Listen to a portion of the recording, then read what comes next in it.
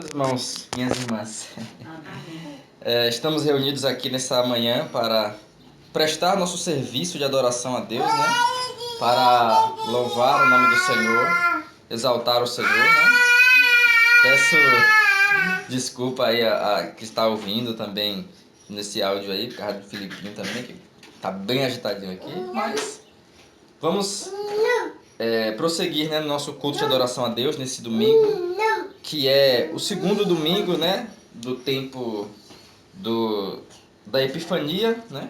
Nós celebramos a manifestação do Senhor aos gentios nos últimos 2 domingos, que é a nossa esperança, né? Jesus Cristo veio ao mundo como resposta às expectativas do povo judeu, né?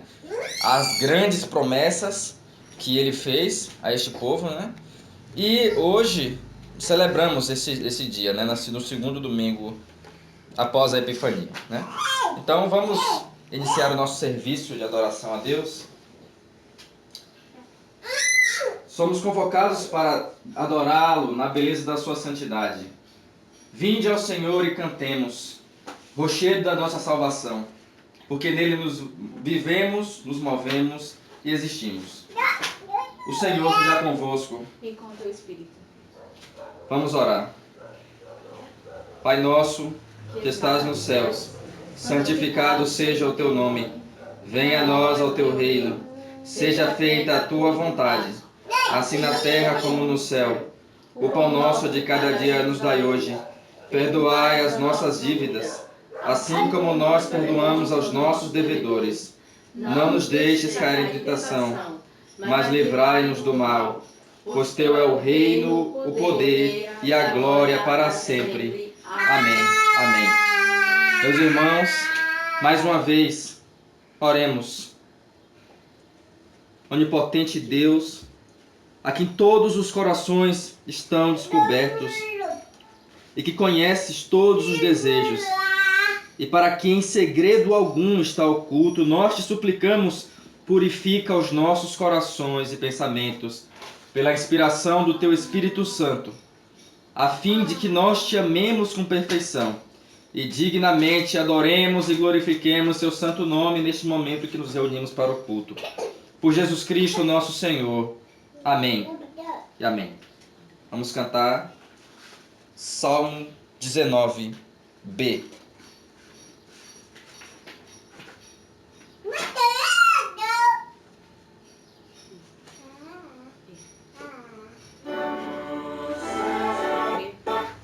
O B. Cantemos Salmo 19b.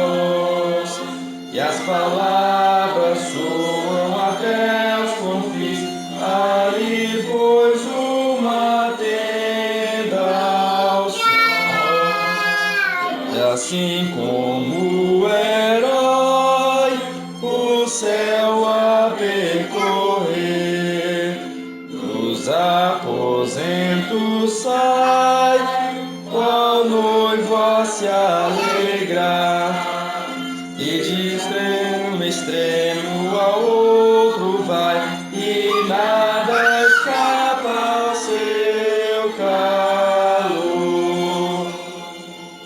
Perfeita é a lei de Deus, restaura o coração, seu testemunho fiel simples dá o saber do Senhor, muito retos preceitos são e alegram bem o coração.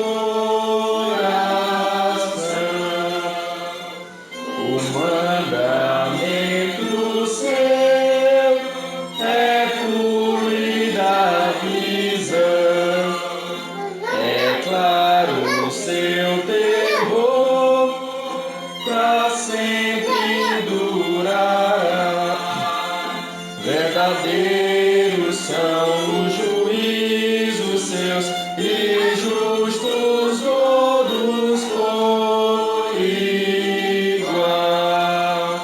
Mas desejáveis são que o ouro puro e bom, mais doces do que o mel e o favo destilou. E aos teus servos trazem exortação, a grande prêmio em os guardar. Quem pode discernir as próprias transgressões, das que eu não posso ver? Perdoa-me, Senhor, da soberba guarda o teu servo, ó Deus, jamais me venha dominar. Eu justo, pois serei de grande transgressão, aquilo que eu falar e o coração meditar, agradáveis sejam a ti, Senhor, rochedo meu e redentor. Amém. Glória seja ao Pai, ao Filho e ao Santo Espírito, como era no princípio, é hoje e sempre será, pelos séculos sem fim.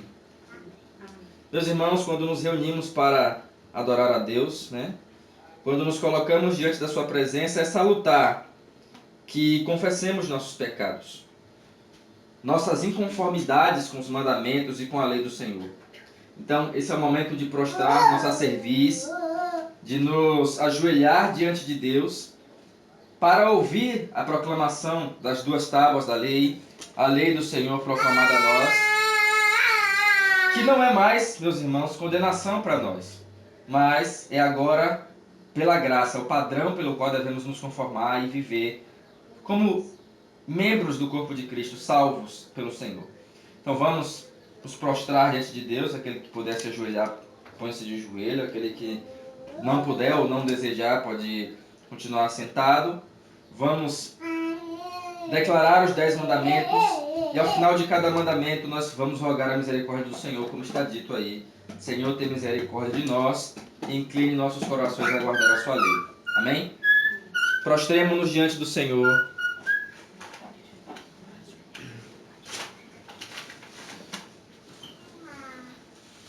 Deus falou todas essas palavras dizendo: Eu sou o Senhor teu Deus que te tirou da terra do Egito, da casa da servidão.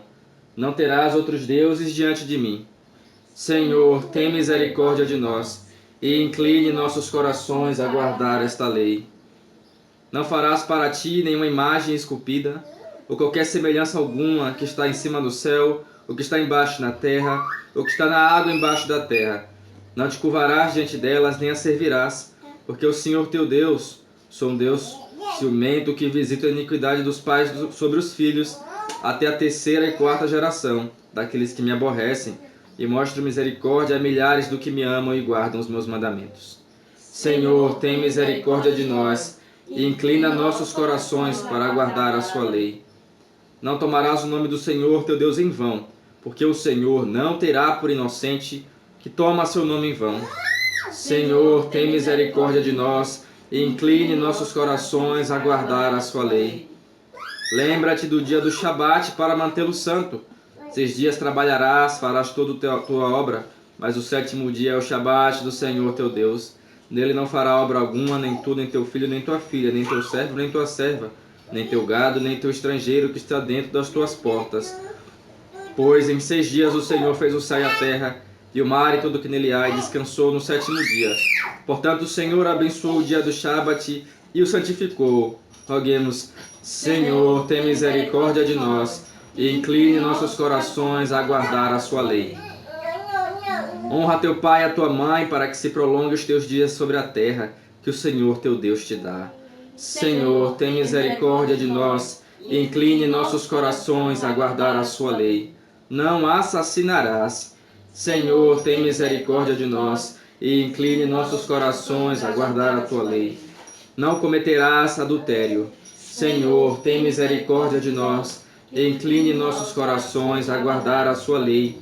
Não furtarás.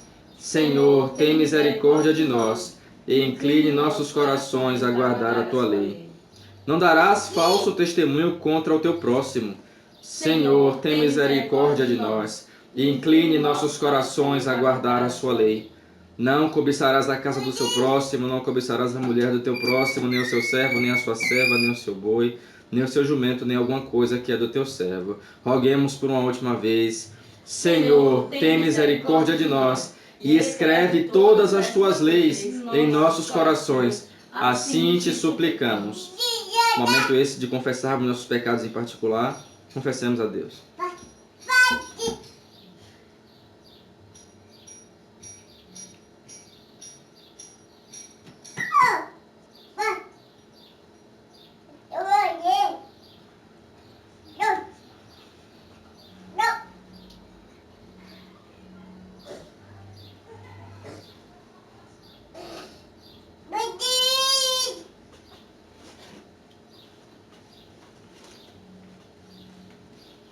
Deus Santo, Santo e poderoso, Santo e imortal, tende misericórdia de nossas almas. Amém. Podemos se levantar? Vamos cantar ao Senhor o Salmo de número 12. Vamos cantar ao Senhor. Salmo de número 12a.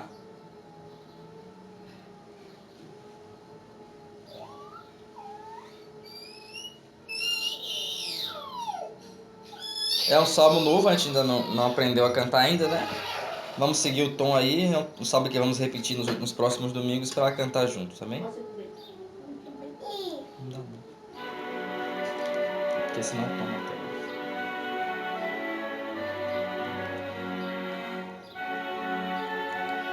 Salmo de contrição, socorro, ó Deus, pois não há piedosos. Socorro, ó Deus, pois não há piedosos. Desaparecem todos os fiéis, falam com falsidade uns aos outros, bajuladores, falso coração. Corte, ó Senhor, os lábios que bajulam, e a língua que soberbamente diz, pois dizem com a língua venceremos. Nossa é a boca, quem é sobre nós?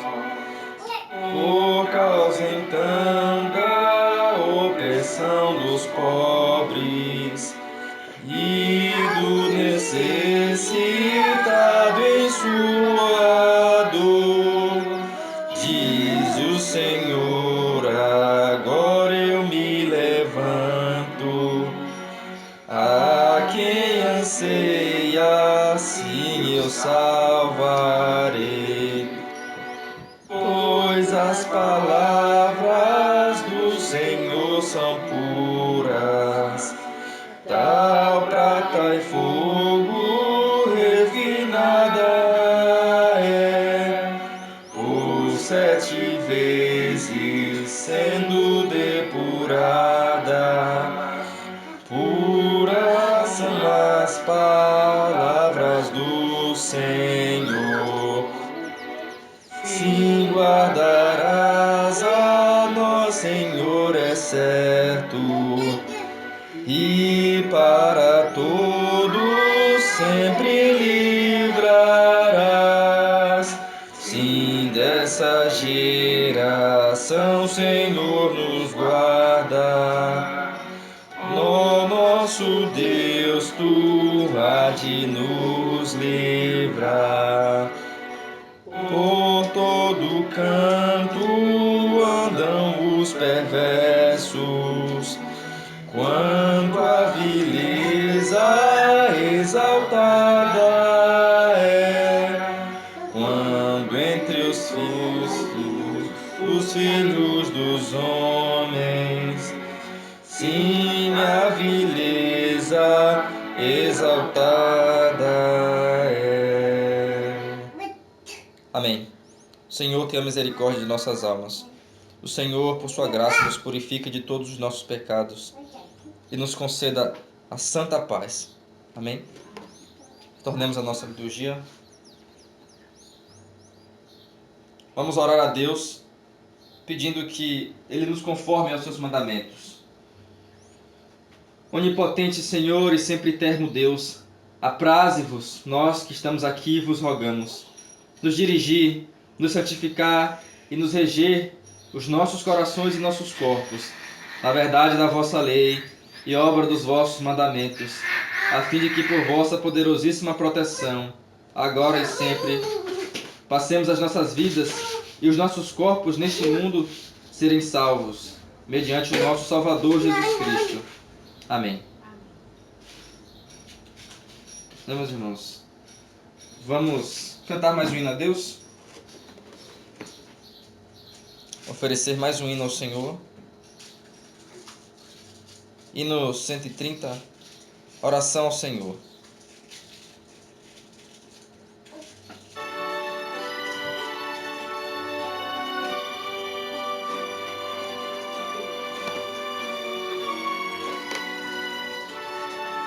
Oração ao Senhor. Vamos erguer essas vozes.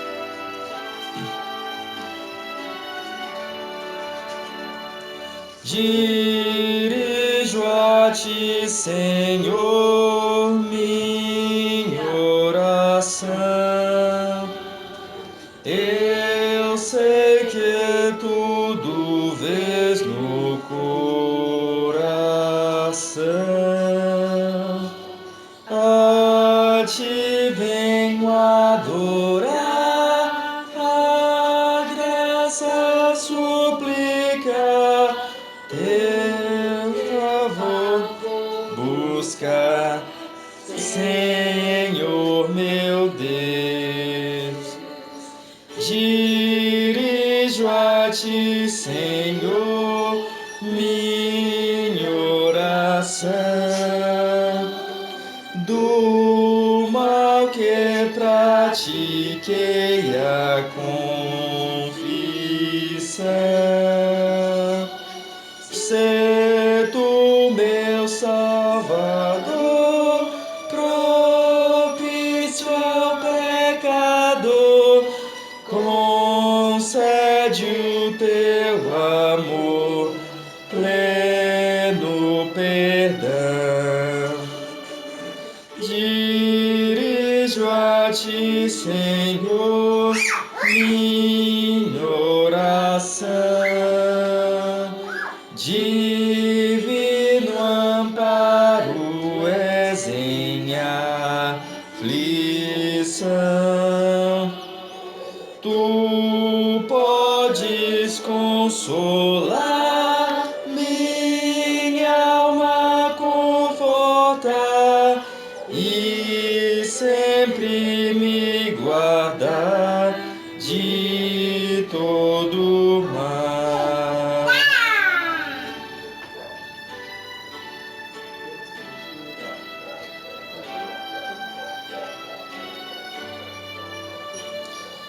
Atende, ó meu Senhor, minha oração, que humilde sobe a ti com gratidão.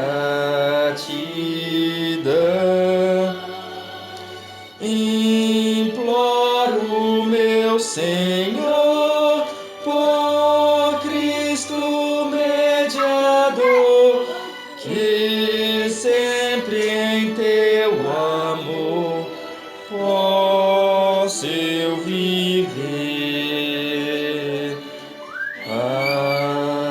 Amém. Amém.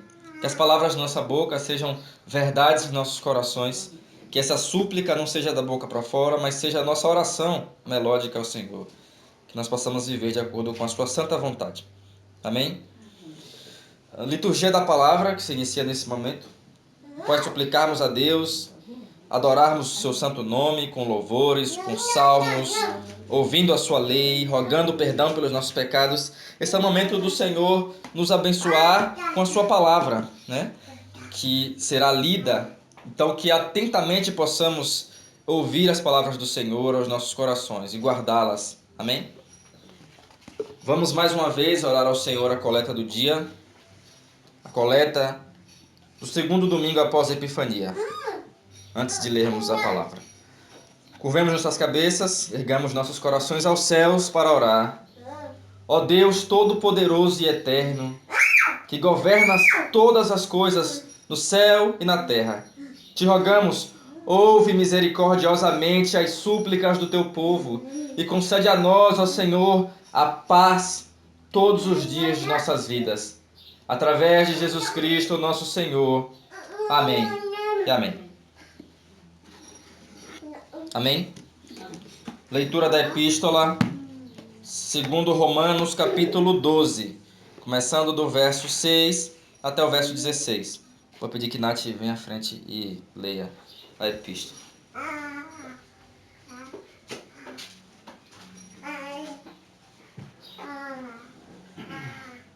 Romanos, capítulo 12, do verso 6 ao verso 16, diz: Então, tendo diferentes dons, segundo a graça que nos foi dada, se for proferida profecia, profetizamos, segundo a medida da fé. Se é ministro, seja em ministrar. Se é ensinar, haja dedicação no ensinar. Ou no que exorta, na exortação. O que reparte, faça-o com simplicidade. O que governa, com diligência. O que demonstra misericórdia, com alegria. O amor seja sem dissimulação. Aborrecei o que é mau e apegai-vos ao que é bom. Sede amigavelmente afeiçoosos uns aos outros com amor fraternal, proferindo-vos em honra uns aos outros. Não sejais negligentes nas atividades, ferventes no espírito, servindo ao Senhor. Regozijai-vos na esperança, sede pacientes na tribulação, perseverais na oração, compartindo a necessidade dos santos, sede dados à hospitalidade. Abençoais aos que vos perseguem, abençoais e não amaldiçoeis. Regozijai-vos com os que se regozijam e chorai com os que choram. Tende o mesmo pensamento uns para com os outros. Não tensioneis coisas altas, mas condescendei com os homens de baixa renda. Não sejais sábios em vossos próprios conceitos. Amém. Essa é a palavra do Senhor. Demos graças a Deus. Amém?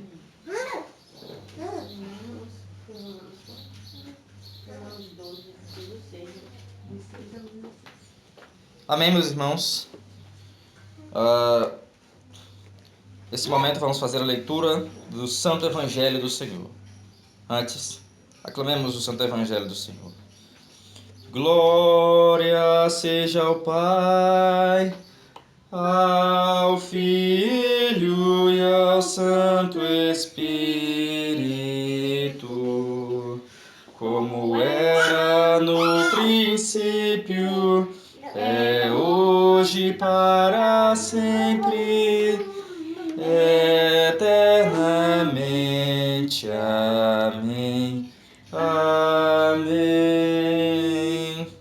Amém. O Santo Evangelho do nosso Senhor Jesus Cristo, segundo João, capítulo 2, começando do verso 1 ao verso 11. Glória a ti, ó Senhor. No dia terceiro, houve um casamento em Caná da Galileia, e a mãe de Jesus estava lá. E também foram convidados Jesus e seus discípulos para o casamento. E tendo acabado o vinho, a mãe de Jesus lhe disse: eles não têm vinho. Jesus disse: mulher, que tenho eu contigo? Ainda não é chegada a minha hora. Sua mãe disse aos seus serviçais: tudo quanto ele vos disser, fazei-o. Estava ali postas 6 talhas de pedra, do tipo usado pelos judeus para as purificações, e em cada uma cabia 2 ou 3 métrias. Jesus lhe disse: enchei de água as talhas, e eles as encheram até a borda. E ele lhes disse: tirai agora e levai-a ao mestre-sala. O mestre-sala provou a água tornada em vinho, não sabendo de onde viera, mas os serviçais que haviam tirado a água o sabiam. O mestre-sala chamou o noivo e lhe disse: todo homem, no princípio, apresenta bom vinho, e quando os homens já têm bebido bem, então o que é pior? Mas tu guardaste o bom vinho até agora. E esse começo de milagre fez Jesus em Caná da Galileia e manifestou sua glória, e seus discípulos creram nele. O Evangelho do nosso Senhor Jesus Cristo. Glória a ti, ó Cristo. Amém. E amém. Então nós vemos aqui o relato do primeiro milagre, né? Que é uma das primeiras manifestações de Jesus Cristo como o Filho de Deus, como Deus mesmo, todo-poderoso, cujo poder transformou os elementos diferentes, né? Impossíveis de água em vinho. Então glorificado seja o nome do nosso Senhor Jesus Cristo, que faz grandes maravilhas ao seu povo. Amém? Então, em resposta ao Evangelho, vamos nesse momento confessar a nossa fé conforme o credo niceno. É adequado, meus irmãos, que confessemos a fé diante de Deus. Ao ouvir sua palavra, não fiquemos estáticos. Ao ouvir sua palavra, não fiquemos dispersos, mas prontamente respondamos com louvor e com confissão de fé. Então, confessemos nossa fé, segundo o credo niceno, que diz, vamos em uma só voz: creio em um só Deus, Pai onipotente, Criador do céu e da terra, e de todas as coisas visíveis e invisíveis. Creio em um só Senhor Jesus Cristo, Filho unigênito de Deus, nascido do Pai antes de todos os séculos, Deus de Deus, luz de luz, Deus verdadeiro de Deus verdadeiro, gerado, não criado, consubstancial ao Pai. Por ele todas as coisas foram feitas, e por nós homens, e para a nossa salvação, desceu do céu, e encarnou por obra do Espírito Santo, no ventre da Virgem Maria, e se fez homem. Foi também por nós crucificado, sob o poder de Pôncio Pilatos. Padeceu e foi sepultado. Ressuscitou ao terceiro dia, conforme as Escrituras, e subiu aos céus, onde está assentado à mão direita de Deus Pai, e de novo há de vir em sua glória, para julgar os vivos e os mortos, e o seu reino não terá fim. Creio no Espírito Santo, Senhor que dá a vida, e procede do Pai e do Filho, e com o Pai e o Filho é adorado e glorificado. Ele que falou pelos profetas. Creio na Igreja una, santa, católica e apostólica. Confessamos um só batismo para a remissão de pecados. e aguardamos a ressurreição dos mortos e a vida do mundo vindouro. Amém. Amém, meus irmãos? Essa é a nossa fé. Glorificado seja o nome do Senhor Jesus Cristo. Vamos nos assentar, nos acomodar nesse momento para ouvir a palavra do Senhor através do sermão, né? Que será propagado nessa manhã. Eu vou tirar aí a transmissão da tela, que agora eu vou precisar usar aqui, né? Para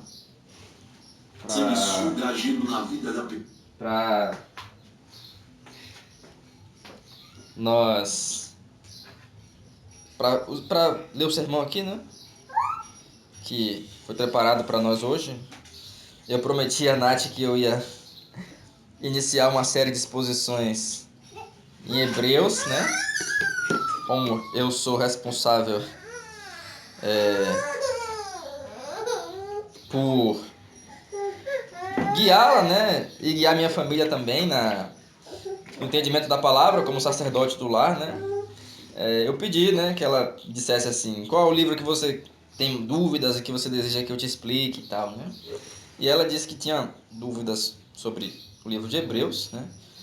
E hoje eu estou iniciando essa série de exposições em Hebreus, com o fim de que a gente possa entender um pouco, né, acerca do texto. Então, pretendo continuar do capítulo 1 até o fim do livro, se assim Deus permitir, nos próximos domingos, né? Assim, eu confesso que eu desejo, há alguns anos para frente, né, voltar ao livro de Hebreus para fazer uma exposição mais detalhada, porque o livro de Hebreus é um livro muito rico nas suas posições, né? É um livro complexo também, né? Tem um diálogo muito grande ali com o judaísmo do Segundo Templo, e com o judaísmo do Antigo Testamento. Nós vemos milhares de citações dos Salmos. Então eu pretendo voltar mais para frente. Agora eu vou fazer uma exposição mais corrida, não é, do texto. Não uma exposição preguiçosa, claro, né? Mas uma exposição mais corrida do texto, indo capítulo por capítulo. Só hoje que eu vou quebrar um pouquinho aí a questão do capítulo 1, né? Porque nós temos do verso 1 ao verso 4 uma introdução à carta, né? Então eu quero trazer essa introdução hoje e a partir dos próximos domingos trabalhar cada capítulo separado, né? E mais alguns anos para frente, aí se Deus permitir, e eu chegar lá, voltar ao livro de Hebreus para fazer uma exposição mais detalhada, né? Conforme o esboço do livro, né? No presente momento, então, vocês não vão ver eu trazendo dados de introdução, como a autoria, a data, lugar, a quem ele escreveu. Se o texto exigir que nós falemos sobre isso, nós vamos falar, né? Mas, num primeiro momento, não vamos nos deter aqui em explicações introdutórias. Vamos partir diretamente para o texto e para a exposição das verdades ali encontradas, amém? Então, vamos abrir aí Hebreus capítulo 1, do verso 1 ao verso 4. Do verso 1 ao verso 4, amém? Vamos abrir aqui.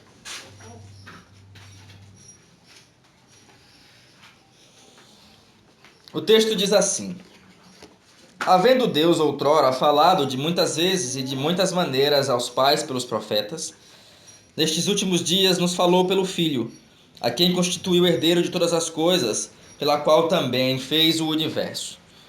Ele que é o resplendor da glória e expressão exata do seu ser, sustentando todas as coisas pela palavra do seu poder, depois de ter feito a purificação dos pecados, assentou-se à direita da majestade nas alturas, tendo se tornado tão superior aos anjos, quanto herdou mais excelente nome do que eles. Amém? Roguemos ao Senhor a iluminação. Que as palavras da minha boca e os meditares do meu coração sejam agradáveis à tua presença, ó Senhor, minha rocha e meu redentor. Amém. Então, estamos diante do texto de Hebreus capítulo 1, do verso 1 ao verso 4. Meu objetivo com essa exposição é que você entenda esse texto no seu contexto e também explicar, né, algumas questões sobre como esse texto ele se aplica às nossas vidas, como podemos aprender do Senhor a viver vidas que agradam ao seu nome, que no fim esse é o objetivo das Escrituras, né? Nos ensinar a forma correta de viver. Eu geralmente não dou tema, né? As minhas pregações, aos sermões, né? Eu trabalho com a ideia do texto, né? Então o tema você vai encontrar na ideia do texto, né? E a ideia central, meus irmãos, eu quero que vocês entendam desse texto é a seguinte. Eu vou até falar pausadamente, né? Para que vocês entendam. A ideia central desse texto é que na plenitude dos tempos, o que é a plenitude dos tempos? Hoje, o tempo em que vivemos, desde quando Jesus veio ao mundo e cumpriu a sua obra, vivemos na plenitude dos tempos. Então, na plenitude dos tempos, ou seja, hoje, Jesus Cristo, nosso Senhor, ele figura como a última, definitiva e mais excelente revelação de Deus. Por quê? Por criar todas as coisas, por sua obra de redenção e por sua entronização nos céus como herdeiro de todas as coisas. E tudo isso o torna superior a tudo e a todos. Então, esse é o propósito central do texto e é isso que eu quero falar com vocês essa manhã. Na plenitude dos tempos, ou seja, hoje, Jesus Cristo figura como a última, definitiva e mais excelente revelação de Deus por criar todas as coisas, por sua obra redentora e por sua entronização que o torna superior a todos. Então, mantenha isso que eu estou dizendo fixo na sua mente, sobre o propósito desse texto. Amém? Nós vivemos, meus irmãos, hoje em um mundo muito confuso. Nós sabemos, né? Nós temos muitas dúvidas sobre Deus, muitas dúvidas sobre religiões conflitantes uma com a outra, sobre filosofias divergentes, né? No mundo em que vivemos hoje, porque cada um diz ter sua própria revelação particular, né? Cada um afirma suas fontes de autoridade, de onde elas tiram suas ideias, suas doutrinas. E nós vivemos num mundo plural, um mundo confuso, no sentido de tem muita coisa, muitas revelações, tem pessoas criando novas religiões, tem pessoas criando novas perspectivas sobre outras religiões que já existem. E no cenário atual nós vemos essa confusão de pensamentos, de filosofias, de ideias, né?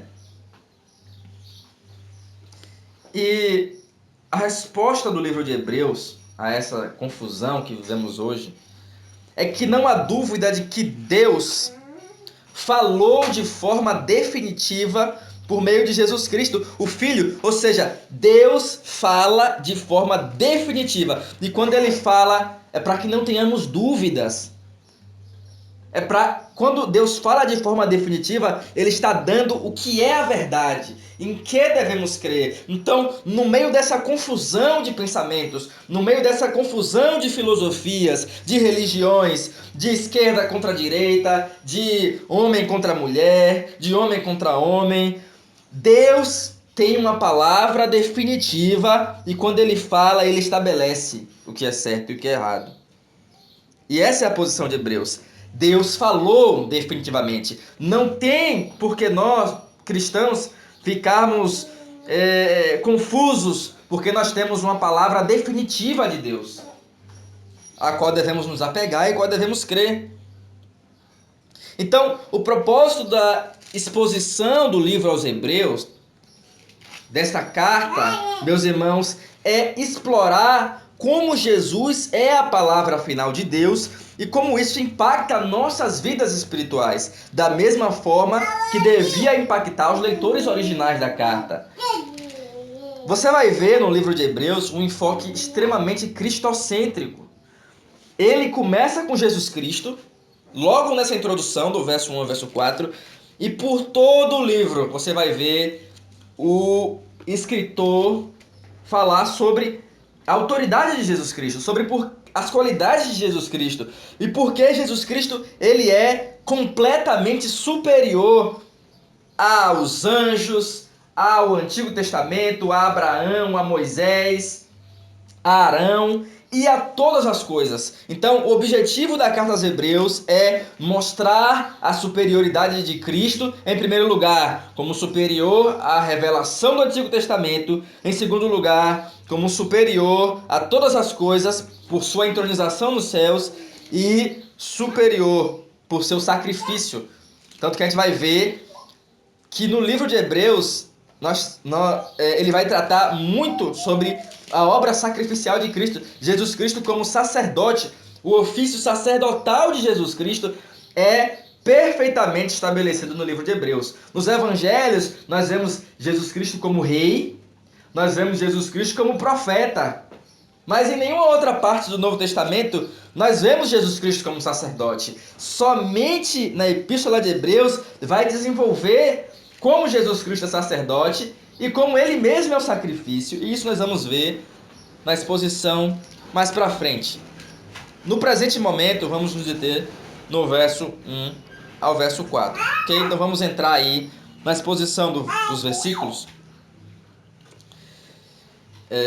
Vamos ler aí o verso 1 e o verso 2. Diz assim, ó: havendo Deus outrora falado muitas vezes e de muitas maneiras aos pais pelos profetas, nestes últimos dias nos falou pelo Filho, a quem constituiu herdeiro de todas as coisas, pelo qual também fez o universo. Esse texto, meus irmãos, está nos mostrando que Jesus Cristo é a revelação completa e final de Deus. É isso que Jesus Cristo é. Deus falou de forma decisiva a Israel pelos profetas e que ele revelou total e conclusivamente o seu caráter e vontade pelo Filho. Ou seja, no Antigo Testamento nós temos o início dos diálogos de Deus. Deus fala com o seu povo e ele dá a sua revelação. Deus não é um Deus que cria o mundo e se afasta dele e deixa que o mundo gire por si mesmo, deixa que os seres humanos vivam por si mesmos. Não, ele é um Deus que está a todo tempo se revelando no Antigo Testamento. Então, no Antigo Testamento nós vemos a revelação progressiva de Deus. Primeiro ele fala com Adão na sua criação. Depois da queda, ele faz a promessa do Evangelho de que esmagaria a cabeça da serpente. Ou seja, até depois da queda, Deus continua falando. E após isso também, quando ele começa a estabelecer o seu povo, ele fala com Caim, ele fala com Abel, ele fala com Abraão, não, ele fala com Noé, desculpa. Depois ele fala com os descendentes de Noé, depois ele fala com Abraão, depois ele fala com a descendência de Abraão, depois ele fala do Egito, com José no Egito, ele fala com Moisés, ele fala através dos juízes, dos reis, depois ele fala através dos profetas. Ou seja, Deus está sempre falando no Antigo Testamento, sempre revelando a sua vontade. E essa revelação progride ao longo da história. De diversas formas também. Ele fala por meio de sonhos no Antigo Testamento. Ele fala por meio de visões. Ele fala por meio da linguagem profética. Ele usa profetas para falar, sobre as coisas celestiais. Ele fala por anjos também. É muito importante que você mantenha isso na sua mente aqui. Deus, no Antigo Testamento e até no Novo também, ele fala por meio de anjos. Nós vemos várias referências a anjos no Antigo Testamento como sendo mensageiros de Deus nesse ambiente do Antigo Testamento. Então, quando o texto diz aí, Deus outrora aí é antigamente, no Antigo Testamento, tendo falado muitas vezes e de muitas maneiras, às vezes aí está se referindo às grandes histórias de Deus no Antigo Testamento, os grandes momentos que eu acabei de citar, e as maneiras é através dos sonhos, através das visões, através das profecias do Antigo Testamento, através de diversas maneiras, multiformes, múltiplas de falar, Deus se manifestou, se revelou, falou. Por isso nós temos o Antigo Testamento como verdade de Deus para nós, como autoridade de Deus para nós, e não deve ser rejeitado de forma alguma. Então, Deus falou, a revelação progressiva de Deus no Antigo Testamento por diversas formas e diversas maneiras. Mas o texto ele irrompe aí, depois de dizer que ele falou dessas maneiras pelos pais e pelos profetas, com uma palavra muito interessante. Nestes últimos dias ele nos falou pelo Filho. Através da leitura desse texto, nós vemos que Jesus é o fim da revelação de Deus, da revelação especial de Deus. Por quê? Porque ele é uma revelação final, ele é uma revelação completa. Deus, no Antigo Testamento, falou de diversas formas, de diversas maneiras, mas agora, nesses últimos dias, o que são os últimos dias? Os últimos dias é o tempo em que Jesus Cristo viveu e morreu e agora está no céu, ou seja, desde o dia em que Jesus Cristo subiu aos céus até os dias de hoje, nós vivemos nos últimos tempos, na plenitude dos tempos. Ou seja, nestes últimos dias, ele nos falou pelo Filho. Ou seja, Jesus Cristo é a última revelação necessária de Deus para os seres humanos. No Antigo Testamento havia a expectativa de Jesus Cristo, nós vemos a revelação messiânica, mas agora temos a realidade daquilo que era representado pelos sacrifícios, pelo templo, por todo o culto do Antigo Testamento. Nós temos uma revelação final, Jesus Cristo. E o próprio Antigo Testamento, ele foi uma preparação para essa revelação. Deus estava preparando desde a queda de Adão até a vinda de João como o último dos profetas. Ele estava anunciando e preparando a vinda de Jesus Cristo.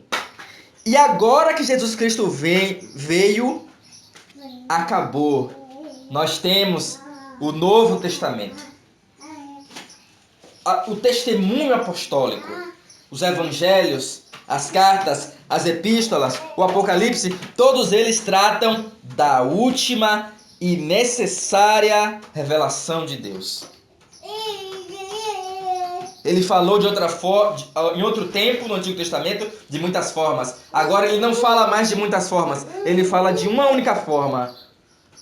Pelo Filho, Jesus Cristo, a última revelação de Deus. Não há mais revelações úteis, necessárias para a salvação depois de Jesus Cristo. Porque agora, pelo Filho, ele nos falou.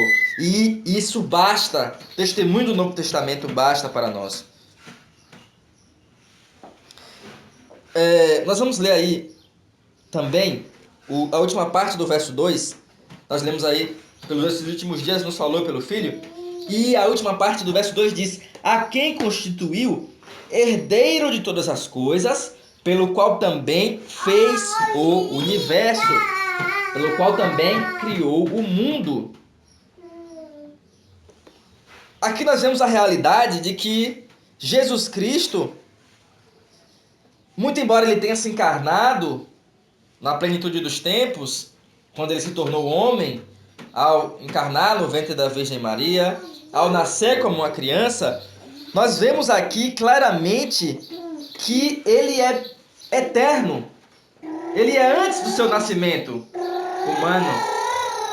E além disso, ele é o agente da criação. Foi por meio dele que Deus criou o universo, ou seja, Jesus Cristo é o nosso Criador. Deus Pai é Criador. Com certeza, Deus Pai é criador. Mas o agente da criação, por meio de quem Deus o Pai fez o mundo, é Jesus Cristo. Jesus Cristo é criador eterno. Nós vemos isso, meus irmãos, no capítulo 2 dos Salmos, né? Não, perdão, não é esse o texto.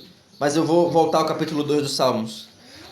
Mas aqui, no final do verso 2, é estabelecida a verdade de que Jesus, ele criou todas as coisas, né? E ele é herdeiro de todas as coisas.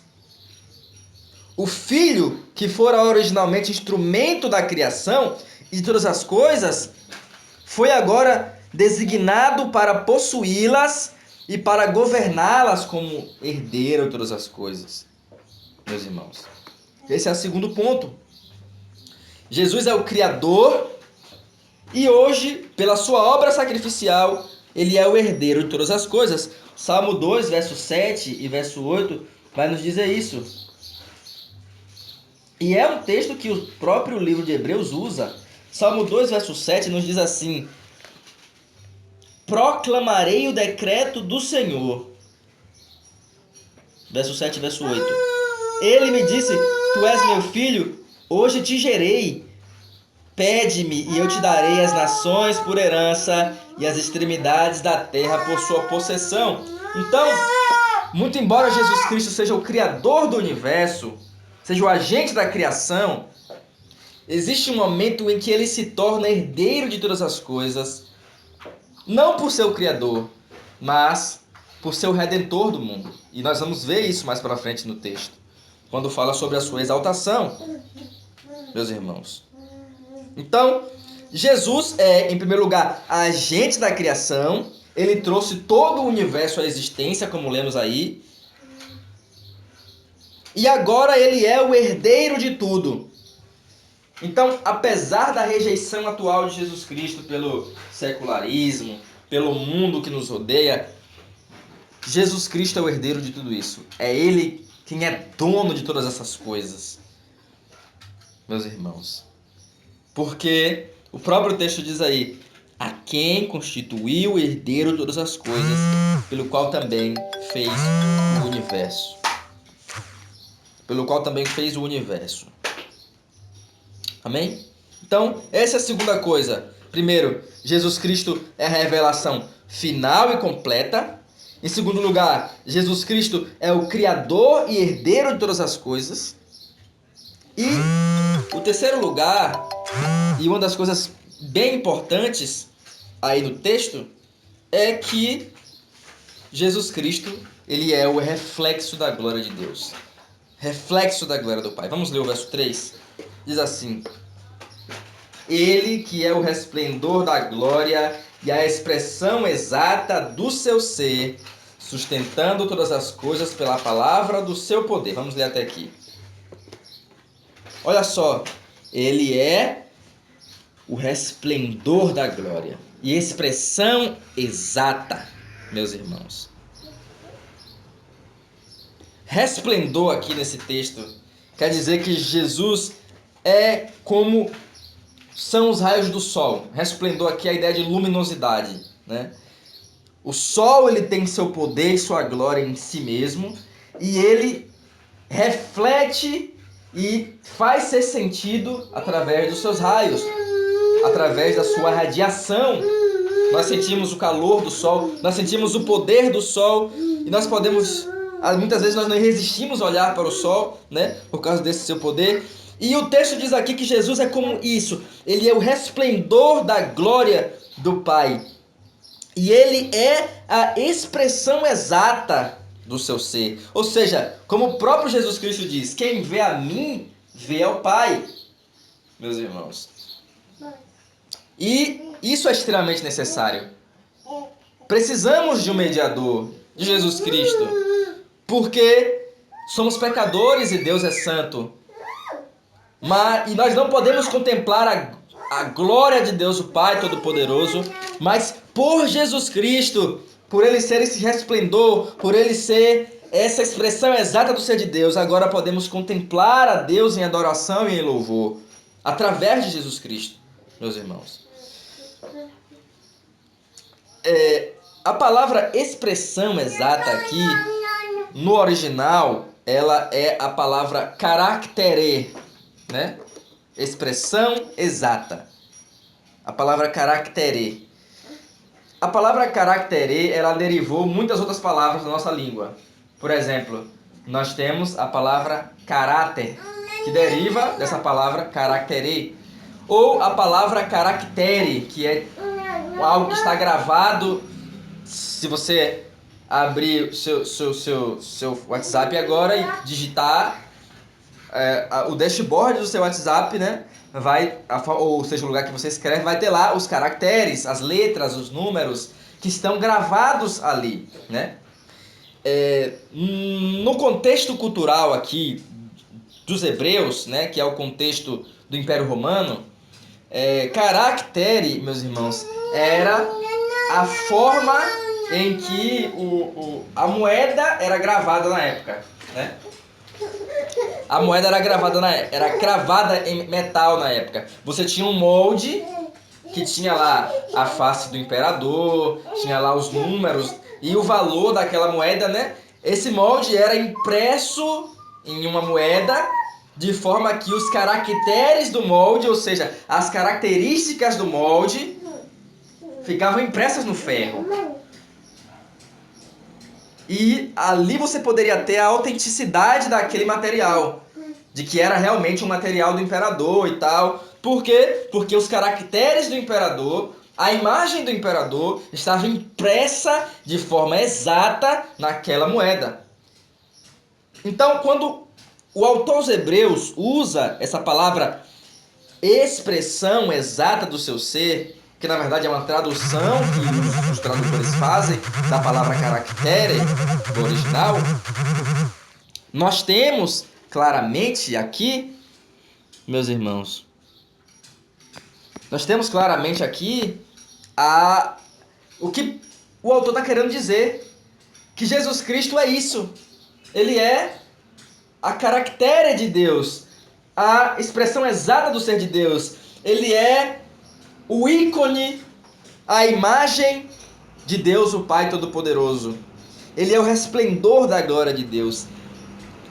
Aqueles discípulos que viram a face de Jesus Cristo, eles puderam ver a pessoa de Deus. Eles estavam olhando para Deus, o Pai, o Criador do universo, por Jesus Cristo.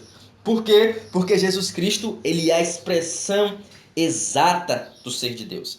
E para a gente fazer uma relação entre o verso 1 e o verso 1 e 2 e o verso 3, a gente poderia fazer a seguinte comparação, né? Para a gente entender um pouco essa relação. Imaginemos que, vou continuar com a imagem do imperador na cabeça, né? E os caracteres, a forma dele imprimir sua moeda, né? Imprimir sua imagem na moeda. Digamos que antes de existir a moeda, ele fizesse, sei lá, um desenho, uma caricatura de si mesmo, né? E esse desenho, ele, de muitas formas, era imperfeito, né? Antes de existir essa prensa que moldava perfeitamente esses caracteres, né? Então, ele espalhava seu papel moeda com seu caractere de forma imperfeita, né? Feita à mão, através de desenhos, né? Que eram feitos, mas ele não conseguia expressar perfeitamente a sua imagem através desses desenhos, dessas caricaturas dele, né? Mas aí de repente surge essa prensa que agora pode fazer a impressão desses caracteres na moeda, né? Agora ele não precisa mais, o imperador não precisa mais se preocupar com essa caricatura mal feita dele através dos desenhos, né? Porque agora ele tem a forma perfeita de colocar sua imagem ali na moeda. É um exemplo muito crasso, né? Mas qual é a relação que a gente pode tirar desse exemplo do verso 1 e 2 e o verso 3? É que Jesus Cristo, é que a imagem de Deus no Antigo Testamento é como esse caractere imperfeito. Deus revela o Filho no Antigo Testamento de diversas formas, de diversas maneiras, né? Mas de forma inconclusiva, muitas vezes. Mas agora chegou a grande prensa, o Novo Testamento. E nele nós temos a imagem exata. Aquilo que era sombras imperfeitas, o Antigo Testamento. Agora temos a cunhagem perfeita da moeda, a imagem de Jesus Cristo. Agora não precisamos mais nos preocupar com a autenticidade e a clareza, que o Antigo Testamento nós não tínhamos. A clareza, né? Não a autenticidade. O Antigo Testamento é autêntico. Não me entendam mal. Mas a clareza agora temos em Jesus Cristo. Porque Ele é a expressão exata. Ele é esse caractere. E que também deriva a palavra caráter, né? Quando nós vemos quando nós falamos do caráter de uma pessoa, nós estamos falando aí então das características, aqui também mais uma derivação da palavra caractere, ou características, de que formam o caráter de uma pessoa.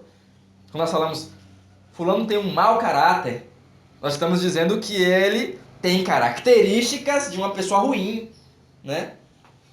Então, o autor aos Hebreus se utiliza desse contexto cultural, né, do caractere da época, para mostrar que Jesus Cristo é isso.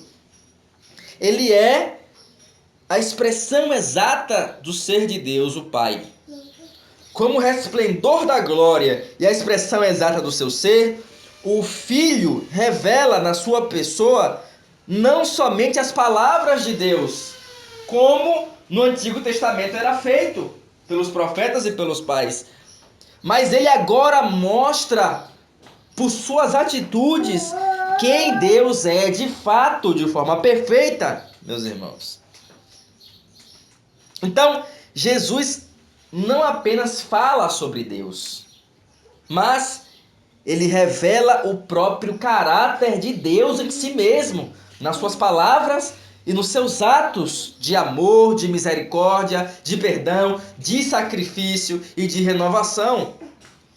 Então, muitas pessoas vão dizer aí que Jesus Cristo não era Deus. Jesus Cristo era um cara legal, que falou coisas boas, que pregava o amor, que pregava a união dos povos. E ele era esse cara de um discurso legal, comunistão e tal. Mas, meus irmãos, Jesus Cristo não era isso segundo esse texto que nós estamos lendo. Ele não apenas falava legalmente sobre Deus, o Pai, sobre o Criador, mas ele revela em si mesmo, nas suas palavras e obras, o caráter, os caracteres da pessoa de Deus, como nós vemos aí. E por isso ele sustenta todas as coisas pela palavra do seu poder. O universo se encontra no seu lugar por causa do governo absoluto de Cristo sobre todas as coisas. E é isso que vemos no final do texto, que sustenta todas as coisas pela palavra do seu poder, meus irmãos. Vamos ler aí então o final do verso 3 e o verso 4, que nos diz aí, que nos fala sobre a entronização de Jesus Cristo. Depois de ter feito a purificação dos pecados, assentou-se à destra da majestade nas alturas, tendo tornado tão superior aos anjos, que herdou mais excelente nome do que eles. Ou seja, depois de contemplarmos a obra criadora de Jesus Cristo, e como Jesus Cristo é a expressão exata do ser de Deus, na sua imagem, nós vamos nos voltar agora para a obra redentora de Jesus Cristo. E a sequência é, primeiro, ele fez a purificação dos pecados. Em segundo, ele assentou-se à destra da majestade, nas alturas. A continuação dessa obra expiatória, então, foi seu assentar-se à direita da majestade de Deus nas alturas. Então Jesus Cristo cria todas as coisas, encarna no mundo como um homem como nós, homem Deus, né? Claro. E ele faz a sua obra de salvação, ele morre por nós em nosso lugar, nos traz a redenção dos pecados. E agora, onde Jesus Cristo está? Alguém pode me responder? Ele está sentado à direita da majestade nas alturas. Esse assentar-se à direita, ele tem dois sentidos. O primeiro dos sentidos é que Jesus Cristo tem toda a autoridade sobre o céu e sobre a terra. Porque no Antigo Testamento e na cultura antiga, a mão direita do rei, ou ao sentar-se à mão direita do rei, significava que a pessoa estava recebendo toda a autoridade. Ele era o poder pelo qual o rei agia. A mão direita do rei, por exemplo, José é colocado como a mão direita de Faraó no Egito. Então, em primeira instância, Jesus Cristo está sentado à mão direita de Deus, à mão direita da majestade, no sentido de que ele é governador e senhor de todas as coisas hoje. E o segundo sentido é o literal. Jesus Cristo hoje está realmente assentado à destra de Deus no céu. Ele tomou assento. A palavra tomar assento indica um ato que ele fez. Então, onde Jesus Cristo está hoje? Em seu corpo físico, homem, Deus, lá, como esse corpo aqui, ó. Se você pode tocar no seu braço aqui, Jesus Cristo está lá com esse corpo, um corpo humano, assentado à direita do Pai, e de lá, no seu trono, ele governa todas as coisas com cetro de justiça. Salmo 110, verso 1 vai nos dizer isso. Vamos ler. Salmo 110 diz assim, Salmo 110, verso 1.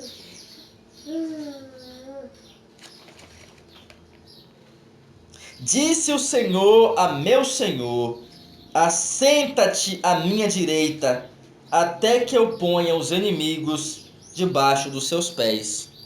Então, essa profecia messiânica dos Salmos é cumprida no Novo Testamento, em Hebreus, quando diz que Jesus Cristo, após ter feito a sua obra salvadora, que vai ser explorado durante o livro, nós vamos voltar a essa obra expiatória de Jesus Cristo na exposição dos outros capítulos, e vai ser explorado durante o livro. Após fazer a sua obra salvadora, Jesus Cristo agora está nos céus, assentado à destra da majestade. E por isso, por essa sua obra que ele fez, ele se tornou tão superior aos anjos quanto herdou mais excelente nome do que eles. Ou seja, Jesus Cristo agora, por sua obra redentora, é mais excelente, é mais importante, é maior do que tudo e do que todos, meus irmãos. Do que os profetas, do que a lei, do que os anjos, do que os hostes celestes, do que os universos.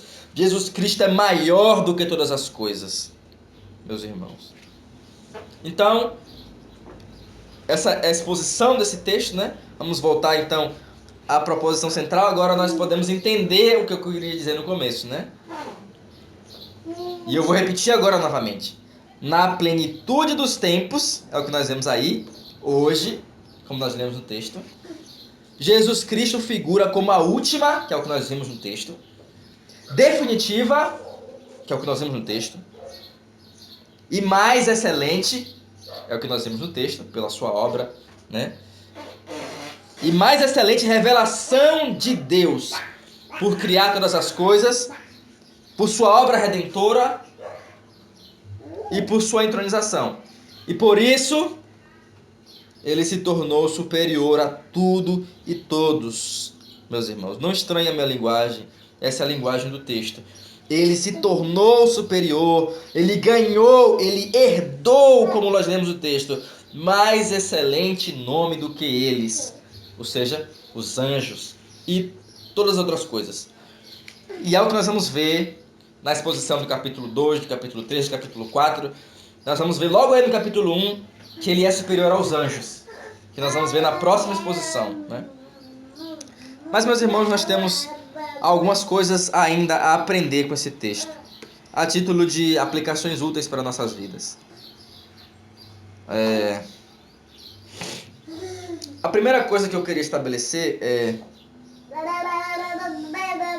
Deus se revelou. Nós sabemos que Deus tem duas formas de se revelar. A primeira delas é pela revelação geral. Deus se manifesta através das coisas criadas. Nós podemos ver a criação de Deus. A ciência e a lógica provam que este mundo foi criado. Que este mundo é obra de um design inteligente, obra de uma mente superior, que faz com que o sol e a lua estejam no seu lugar, faz com que as estações passem de diversas formas, de diversas maneiras, de forma perfeita, que cada coisa fique no seu lugar, de modo que nós não caiamos em um cataclismo universal, porque as coisas são perfeitamente ordenadas. Então, a glória de Deus, como nós cantamos no Salmo, se manifesta pela criação, pelas coisas criadas.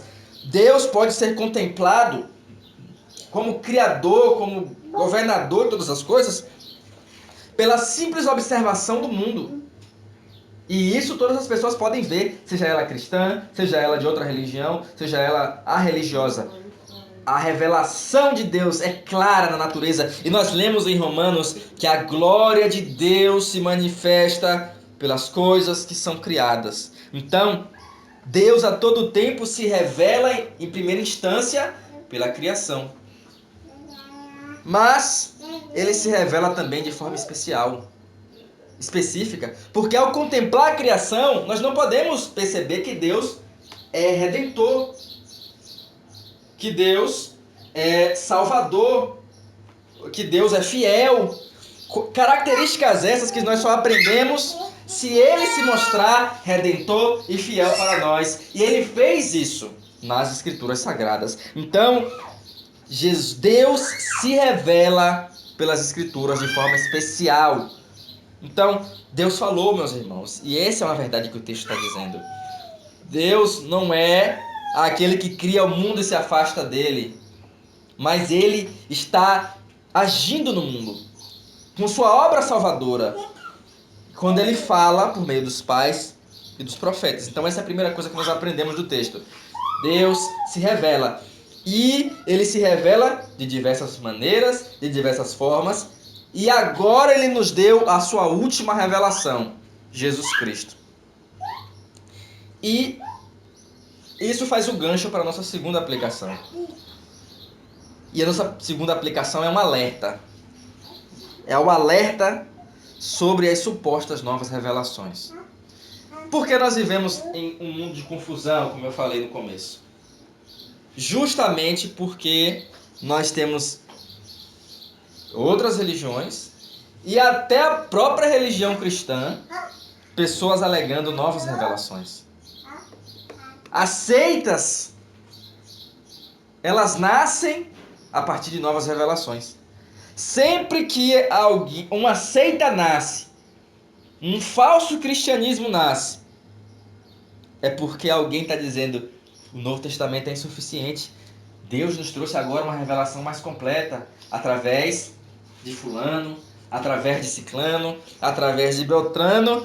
Deus agora nos traz uma nova revelação. Agora Deus completa o Novo Testamento, ou Deus revela através do Espírito Santo coisas que não estão no Novo Testamento, né? E que agora nós temos a revelação completa. Ou seja, rejeitam a carta aos Hebreus. Porque a carta aos Hebreus diz que agora Ele nos tem falado pelo Filho, e o Filho é a revelação última e mais perfeita de Deus. Não necessitamos de outra revelação mais. Então, se lhe perguntarem: você acredita em revelação? Você vai dizer: sim, eu acredito em revelação. Na última e final revelação de Deus, no Novo Testamento. O Antigo Testamento e agora o Novo Testamento. Logo, não precisamos mais de outras revelações. Porque a plenitude de tudo quanto precisamos saber para a nossa salvação, para a vida com Deus, está aqui no Novo Testamento, que dá luz ao Antigo Testamento. Então, o Antigo Testamento deve ser lido sob a luz do Novo Testamento, nunca de forma separada, meus irmãos. Porque no Novo Testamento, na pessoa de Cristo e na pregação apostólica, nós temos a última, a final, a suficiente, inerrante, infalível verdade de Deus. A sua palavra, meus irmãos. E isso nos leva a outra aplicação, que também é outro alerta, né? E esse alerta está relacionado ao quê? Está relacionado a o que nós vemos muito hoje nas igrejas pentecostais, neopentecostais, que é uma rejudaização do cristianismo. Isso é patente. Você vai entrar em várias igrejas hoje e você vai ver a mezuzá, né, que é aqueles castiçais da mezuzá do Antigo Testamento. Você vai ver os pastores usando talit na cabeça. Você vai ver muitos deles usando aquela... como é o nome? Me esqueci. É como se fosse um manto, né? Branco e azul, né? Você vai ver, eu me esqueci o nome agora, mas se eu não me engano é uma estola, alguma coisa tipo assim, judaica, que tem lá a estrela de Davi e tal, né? Tal como os profetas, você vai ver a Arca da Aliança dentro da igreja, o pessoal colocando a Arca da Aliança, você vai ver o pessoal tocando shofar, você vai ver o pessoal chamando Jesus Cristo de Yeshua, e você vai ver muito desses elementos que caracterizavam o Antigo Testamento. Você vai ver o pessoal guardando o sábado, você vai ver o pessoal trazendo o Shabat da sexta-feira para o sábado. Ou seja, você vai ver muitas igrejas hoje trazendo os rudimentos da antiga aliança, o judaísmo, para dentro do ambiente da igreja cristã. Meus irmãos, não somos judeus, somos cristãos. Não precisamos de mais nada disso. Tudo isso era a figura, era a sombra daquilo que viria, que era Jesus Cristo e que veio e que agora é final. Não precisamos mais disso. O próprio apóstolo Paulo e o autor aos Hebreus vai dizer nas suas cartas que eram sombras e que agora temos a realidade. Se temos a realidade, não precisamos mais das sombras, meus irmãos. Isso não quer dizer que o cristianismo não possa criar sua própria característica de ser cristianismo. As igrejas mais litúrgicas, elas usam estola. As igrejas mais litúrgicas históricas, elas guardam a Páscoa. As igrejas mais reformadas, de forma estrita, elas guardam o domingo como se fosse um sábado judaico. Nós não guardamos dessa forma, mas algumas igrejas guardam. E isso não é uma judaização do cristianismo. Claro que não. Isto é uma forma própria cristã de ser. Tanto que se você vê um sacerdote reformado, ou um pastor reformado que use estola, essas coisas, e você perguntar o significado daquilo, ele vai dar um significado que é completamente divergente do significado que os judeus davam àquilo. Então, isso não é uma rejudaização. A guarda da Páscoa hoje que nós fazemos não é uma rejudaização do cristianismo, porque nós não guardamos nos moldes judaicos. Guardamos segundo a tradição cristã, do modo cristão. Ou seja, isso não é rejudaizar a igreja. Rejudaizar a igreja é guardar as festas das quais os judeus guardavam. Não somos judeus. Nós somos cristãos. O cristianismo é uma religião que nasce do judaísmo? Sim, mas não é judaica, meus irmãos. Então, esse segundo alerta é contra essa rejudaização da igreja, meus irmãos. Em Cristo nós temos a imagem exata das figuras que o Antigo Testamento queria passar. Logo, não precisamos mais daquilo. Não necessitamos mais daquilo para ser cristãos. Então, isso que eu estou dizendo agora é um alerta contra a rejudaização da igreja, meus irmãos. A terceira coisa é outro alerta sobre... A quarta, né? Desculpa. Coisa é outro alerta sobre o culto aos anjos, né? Acho que hoje em dia, eu vejo mais pouco isso hoje em dia, né? Mas muitas vezes eu vi alguns vídeos, o pessoal invocando os anjos no culto. chamando anjos para o culto, chamando anjos para a igreja. Chegando ao absurdo uma vez que eu vi, de eles colocarem uma cadeira no meio da igreja e dizer, não, aqui é a cadeira do tal anjo que vai vir hoje para nós e vai trazer a revelação do céu, coisa desse tipo. Meus irmãos, isso é abominação. Nós temos Jesus Cristo. O verso 4 diz que ele é tão superior aos anjos, ou seja, não existe culto a anjo, não existe esse negócio de chamar anjo, meus irmãos, porque Jesus Cristo é superior a eles.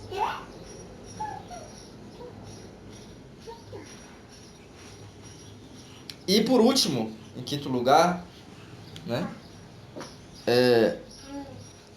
fazemos um apelo a que nós compreendamos a superioridade de Cristo sobre todas as coisas. O Novo Testamento como a suprema revelação da vontade de Deus. Ou seja, primeiro, Jesus Cristo é superior a tudo e a todos.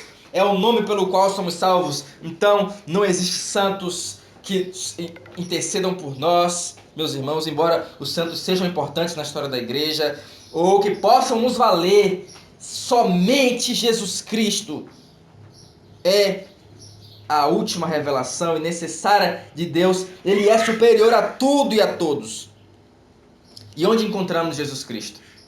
No Santo Evangelho, na Palavra de Deus, no testemunho apostólico. Então, a pessoa de Jesus Cristo está intrinsecamente ligada ao Novo Testamento. Então, reconheçamos, meus irmãos, o Novo Testamento, o Evangelho, como a testemunha suprema da vontade de Deus.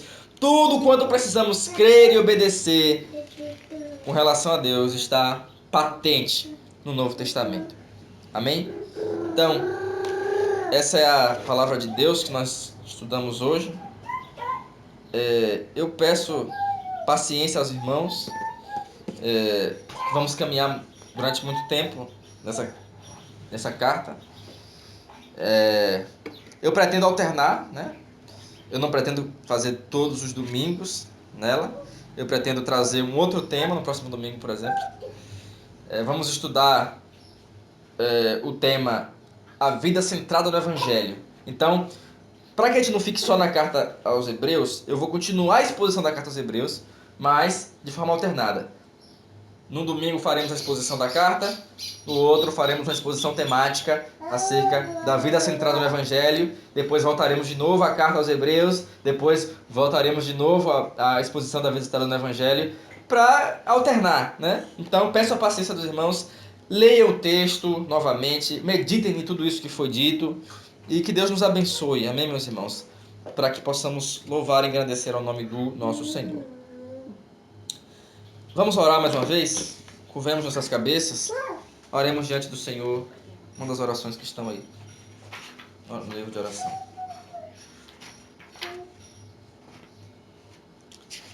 Oremos. Permite, ó Senhor, nós te suplicamos, que as palavras que ouvimos hoje com nossos ouvidos fiquem pela vossa graça de tal modo gravadas em nossos corações, que produzam em nós frutos do bom viver, para a honra e louvor do vosso nome, ó Senhor Jesus Cristo, Senhor nosso. Amém. E amém. Vamos cantar mais um salmo? Salmo de número 1. Deixa eu transmitir aqui para vocês, para que saia o som. Salmo de número 1.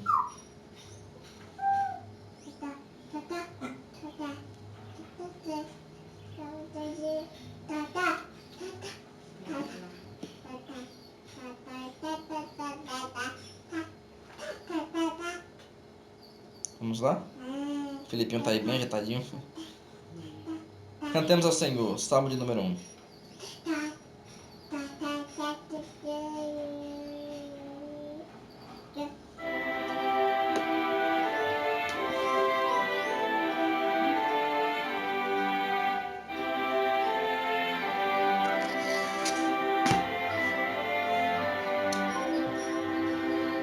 Quão bem-aventurado é o varão que nunca anda em ímpia sugestão, não se detém no andar de pecadores, nem se associa a escarnecedores, mas seu prazer na lei de Deus está. De dia e noite nela medita, tal como arbusto à beira de água está, e no seu tempo fruto ele dá. Sua folhagem nunca desvanece, tudo que faz é bom, prospera e cresce. Os ímpios nunca podem se igualar, são como a palha ao vento a voar. Por isso os ímpios não subsistirão, e no juízo todos cairão. Entre os justos, quando congregados, serão os pecadores derrubados. Dos justos Deus conhece o caminhar, mas o ímpio seu caminho morrerá. Amém. Glorificado e louvado seja o nome do nosso Senhor Jesus Cristo. Meus irmãos, por fim, e a paz de Deus, que excede todo entendimento, guardará os vossos corações e os vossos pensamentos em Cristo Jesus. E a bênção de Deus onipotente, o Pai, o Filho e o Espírito Santo sejam convosco e habite convosco eternamente. Amém, amém e amém. E meus irmãos, vamos ao mundo, né, para servir e amar ao Senhor. Somos despedidos neste domingo, dia do Senhor, para louvá-lo. Amém? Então, até o próximo domingo, que nós estaremos mais uma vez juntos para celebrar o terceiro domingo depois da Epifania, iniciar essa exposição aí, né, na vida centrada no Evangelho. Amém? Louvado e agradecido seja o nome do Senhor. Até.